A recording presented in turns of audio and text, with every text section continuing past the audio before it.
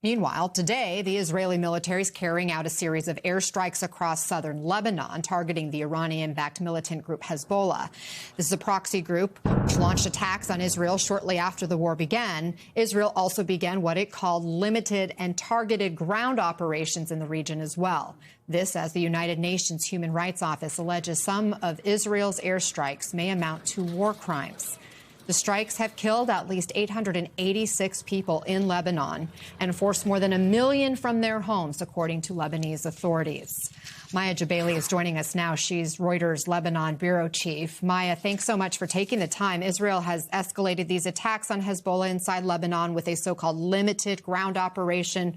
What can you tell us about the situation there? What has Israel accomplished? Thank you so much for having me on, Anna. We've actually been trying to get more information on the developments militarily in southern Lebanon. It's quite tricky because it's very difficult for journalists to be able to reach that front line.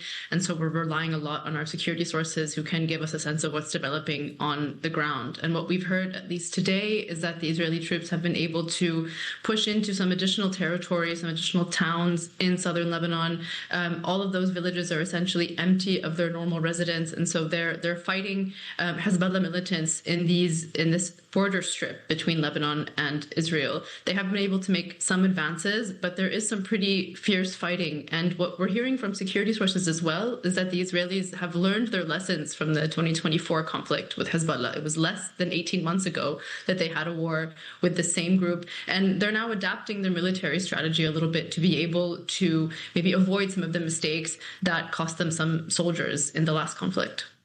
So help us understand, is Hezbollah strictly on defense right now, or has Hezbollah also been able to launch counterstrikes against Israel successfully? Hezbollah has been able to continue firing rockets and drones into Israeli territory, in addition to the ground operations and the kind of defensive ground operations that they've been able to carry out. What Hezbollah was hoping, or at least what we understand that Hezbollah was hoping to do, was to be able to essentially displace communities in northern Israel the same way that they were able to do that in 2024.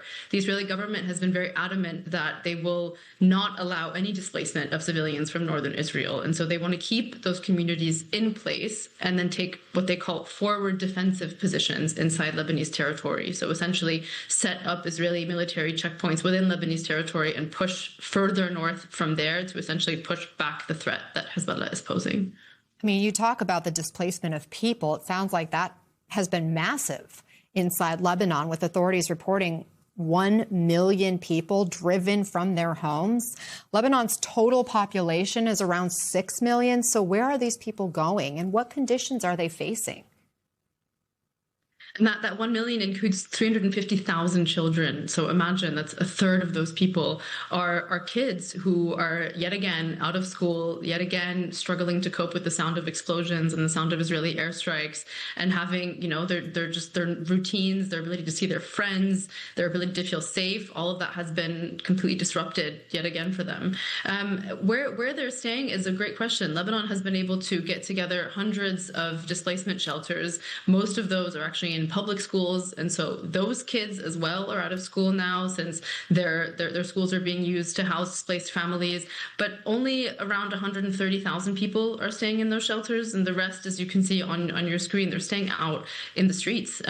They're staying in tents, many of which were blown away over the weekend by this really heavy thunderstorm that we had. They're staying with relatives, the ones who are lucky enough to have family in safe areas that they can stay with. But for the most part, these families are trying to brace against the cold, trying to survive the kinds of ups and downs of the weather. They're relying on aid organizations that are stopping by to hand out food. And it's important to note that it's the Muslim holy month of Ramadan. So for the most part, families are fasting. They're only eating one meal a day. When Ramadan ends and these families break their fast, and the needs of what they need to be eating every day are going to go up dramatically, we're going to see, those requirements for aid organizations are going to need to step up to provide more food to people.